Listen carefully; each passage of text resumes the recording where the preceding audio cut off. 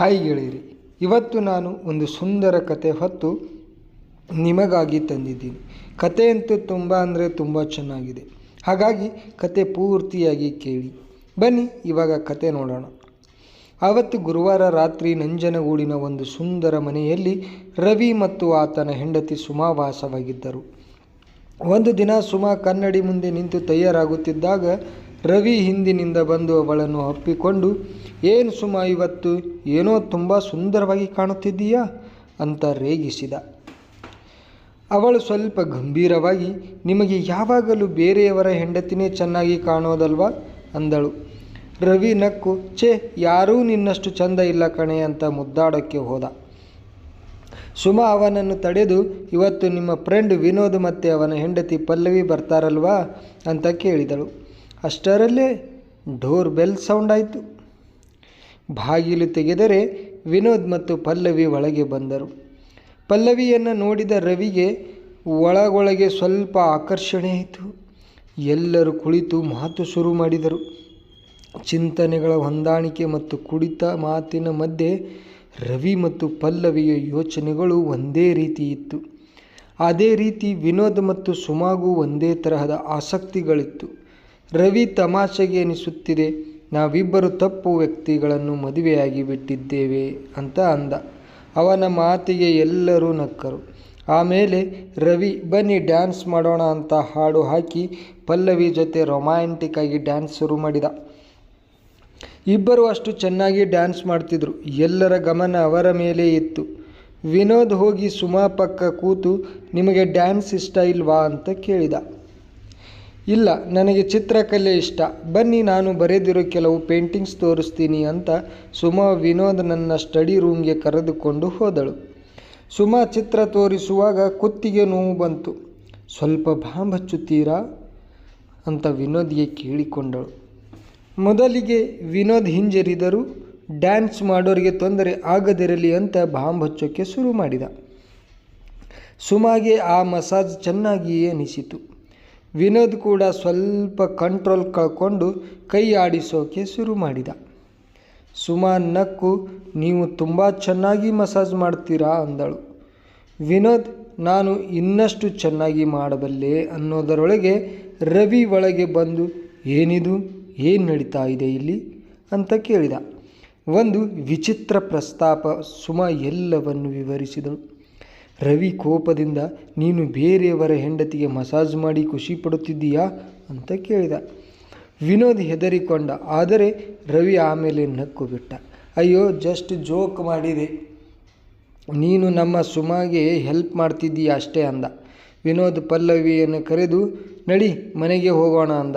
ಆದರೆ ಪಲ್ಲವಿ ಕುಡಿದು ತೂರಾಡ್ತಿದ್ಲು. ನಾನೀಗ ಪ್ರಯಾಣ ಮಾಡಲ್ಲ, ನೀನು ಬೇಕಾದರೆ ಹೋಗು, ನಾನಿಲ್ಲಿಯೇ ಇರ್ತೀನಿ ಅಂತ ಹಠ ಹಿಡಿದಳು. ಪಲ್ಲವಿ ಒಳಗೆ ಹೋದ ಮೇಲೆ ರವಿ ವಿನೋದ್ ಹತ್ತಿರ ಬಂದು, ಈ ಲೈಫ್ ತುಂಬ ಬೋರು ಹೊಡಿತಾ ಇದೆ, ಇವತ್ತು ರಾತ್ರಿ ನಾವಿಬ್ಬರು ಒಬ್ಬರ ಹೆಂಡತಿಯರನ್ನು ಬದಲಾಯಿಸಿಕೊಳ್ಳೋಣವೇ ಅಂತ ತಮಾಷೆಗೆ ಕೇಳಿದ. ವಿನೋದ್ ಸಿಟ್ಟಾಗಿ, ನಿಮಗೆ ಇದೇನಾದರೂ ಜೋಕಾ, ನನ್ನ ಹೆಂಡತಿ ಕಡೆ ಒಮ್ಮೆ ನೋಡಿ ಅಂದ. ರವಿ, ಸರಿ ಮರೆತು ಬಿಡು, ಕುಡಿಯೋಣ ಅಂತ ವಿನೋದ್ಗೆ ಇನ್ನಷ್ಟು ಕುಡಿಸಿದ. ಈ ಕಡೆ ಪಲ್ಲವಿ ಕುಡಿದ ಮತ್ತಿನಲ್ಲಿ ಸುಮಾ ಹತ್ತಿರ ಬಂದು ಅವಳ ನೈಟ್ ಡ್ರೆಸ್ ತಗೊಂಡು ಅವಳ ಸಹಾಯದಿಂದ ಮಲಗೋಕೆ ಹೋದಳು. ಸುಮಾ ವಿನೋದ ಹತ್ತಿರ ಬಂದಾಗ ಅವನು ಕುಡಿದು ಸೋಫಾ ಮೇಲೆ ಮಲಗಿಬಿಟ್ಟಿದ್ದ. ಇದೇ ಸಮಯಕ್ಕೆ ಕಾಯುತ್ತಿದ್ದ ರವಿ ಪಲ್ಲವಿಯ ಪಕ್ಕ ಹೋಗಿ ಮಲಗಿಬಿಟ್ಟ. ಸುಮಾ ವಿನೋದನನ್ನು ಎಬ್ಬಿಸಿ ತನ್ನ ರೂಮಿಗೆ ಕರೆದುಕೊಂಡು ಹೋದಳು. ಆದರೆ ಒಳಗಡೆ ಪಲ್ಲವಿ ಪಕ್ಕದಲ್ಲಿ ರವಿ ಮಲಗಿರುವುದನ್ನು ನೋಡಿ, ಓ, ಇವನು ಪಲ್ಲವಿಯನ್ನು ನಾನೇ ಅಂತ ತಪ್ಪು ತಿಳಿದುಕೊಂಡನೆಂದು ಅಂದುಕೊಂಡು ವಿನೋದನನ್ನು ತನ್ನ ಕೋಣೆಗೆ ಕರೆದುಕೊಂಡು ಹೋಗಿ ಮಲಗಿಸಿದಳು.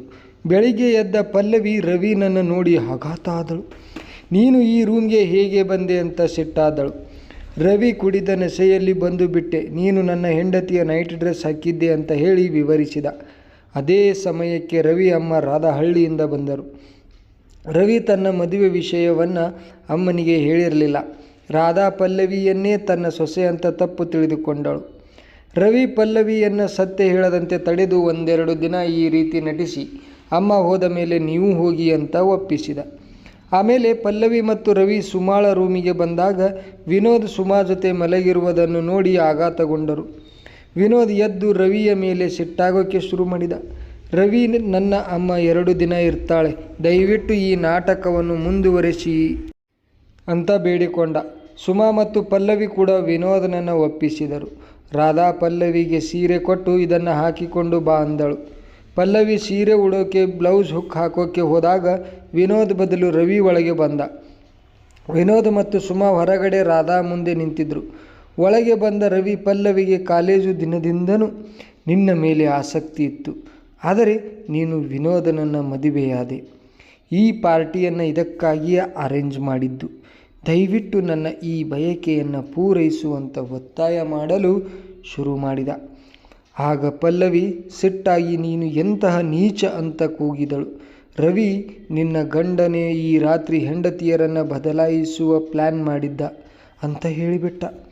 ಆಗ ವಿನೋದ್ ಕೋಪದಿಂದ ಒಳಗೆ ನುಗ್ಗಿ, ನೀನು ಇಂತಹ ಕೆಲಸಕ್ಕಾಗಿಯೇ ನನ್ನನ್ನು ಕರೆದಿದ್ದೀಯಾ ಅಂತ ಪಲ್ಲವಿಗೆ ಕೇಳಿದ. ವಿನೋದ್ ರವಿಗೆ ಸತ್ಯ ಹೇಳು, ಇಲ್ಲ ಅಂದರೆ ನಿನ್ನನ್ನು ಹೊರಗೆ ಹಾಕ್ತೀನಿ ಅಂತ ಬೆದರಿಸಿದ. ರಾಧಾ ಕೂಡ ಬಂದು, ಇಲ್ಲಿ ಏನು ನಡೀತಾ ಇದೆ, ಯಾರು ನಿನ್ನ ಹೆಂಡತಿ ಅಂತ ಕೇಳಿದಳು.